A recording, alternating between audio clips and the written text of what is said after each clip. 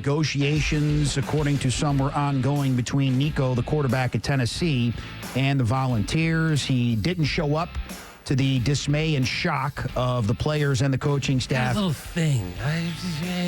I'm a little off. I don't feel very good right now. Yeah, wasn't there on Friday, and then on Saturday morning, Tennessee told Nico to kick rocks. Here's the head coach of the Volunteers, Josh Heupel. Listen, it's the state of college football. At the end of the day, no one's ever bigger than the program. That includes me, too. We got an opportunity. We got a bunch of guys that are going to give their all for Tennessee. We move forward. We've got a great group. Let's go compete. Now, the talk is when Nico and his people saw Carson Beck get $4 million and they were only getting $2 million, they wanted more. And to take it a step further, someone else reported over the weekend that if you go back to last year's playoffs, Nico and other players on Tennessee threatened to hold out. The rationale was our clients, through their attorneys, said this, got paid for 12 games. Yeah. This is 13 games and maybe more than that, so we want more money or we're not going to play. Told you. Again, whether you're in a union or not, or you want to do this individually, you can create your own little mini union. What does it take? Top 3 guys, top 5 guys? And then everybody else says, okay, I'll go along with this. Maybe there's a guy you have to drag into it because he's afraid whatever money he's going to get, maybe they tell him go kick rocks. I can tell you this, he probably wasn't good enough, but the idea that you're willing to tell a quarterback, this isn't an offensive lineman, this isn't a corner. You told a quarterback, yeah, thanks, but no thanks. Now, did he try to... Might understand this. Did he try to go, it's not really about the money. I'm a little...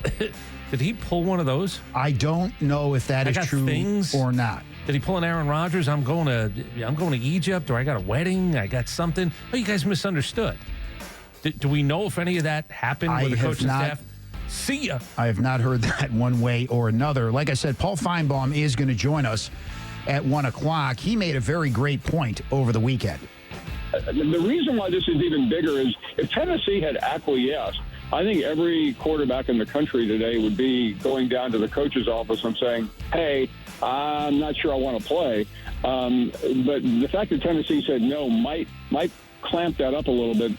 Bad precedent to set if you grant his wishes as a holdout. The next thing that could happen, it won't be the next thing, it'll be a couple down the road. Somebody's going to scream collusion.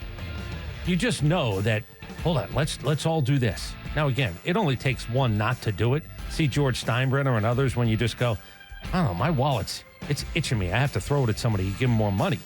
But somebody's going to bring up at some point, if this happens a few times, I knew it, they're colluding. They're going to tell all the quarterbacks, we're not paying you any more than this. Transfer portal, you don't matter if you go into transfer portal because I'm not going to pay you more than this either. The first test case is going to be this kid. Where does he come out, and how much is it for? Let's look at the top 8 quarterbacks in the recruiting class, according to 24/7 Sports from 2023. Arch Manning is atop the list. He's still where he is. Nico transfer, Dante Moore transfer, Jackson Arnold transfer, Malachi Nelson 2-time transfer, Jaden Rashada 2-time transfer, Aiden Childs transfer, Austin Mack transfer. So any draft ranking, recruiting ranking, throw it out the window. Because even if you tell me we got a 5-star quarterback, yeah? How long is it going to be there? So do you go back now and regrade the recruiting class of all those schools that lost their quarterback? We've now realized how ridiculous it is in this world to try to tell me we're number 7, look at us. How many guys stick around and play meaningful football for you? Because that's grading the recruiting class after it graduates is really the way to go. And we talked about all of the conference presidents being on Capitol Hill last week, and I know you're against the government getting involved, but Ryan Clark made a great point. Whether you agree or disagree with a lot of the things that he says the NCAA, they allowed this to happen. Oh. And that's why we have this problem right now all around, and that's why they're trying to put the genie back in the bottle. I don't know if he can do it or not, but something's got to be done. The NCAA has been slapped to oblivion. They've been put down. They've been taken to the farm. Now, maybe you lie to the kids. Oh, the NCAA is still around. It's living on a nice farm over there. The reason it's in D.C. is because there are no teeth coming out of Indianapolis.